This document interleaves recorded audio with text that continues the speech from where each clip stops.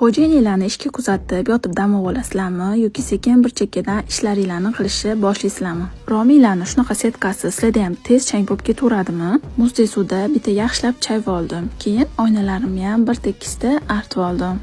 Uyda o'tirib shuncha ishga qanaqa ulgurasiz deyshadi. Uborka ishlarimga har doim uzoq 1 soat vaqtimni ajrataman, undan ko'pini ajratmayman. Domda nima ish bor deydiganlar uchun domda mana shuncha ish bor. Nimagadir o'g'lim hamma o'yinchoqlarini divan tagiga tiqib yuboradi. Tugmasi osilib yotib, necha kundan bir asabimga tegayotdi. Uni ham qilaylab qo'ydim. Hidi yaxshi konditsionerni muzli suvga aralashtirib olib, bir chekkadan divanlarimni, changlarimni artishni boshladim. Shu divan mo'yshi bo'lganiga tez kirlari chiqib ketadi. Konditsionerli suvda chang artsangiz, shunaqa yaltillab chiqadi hamma joyinglar.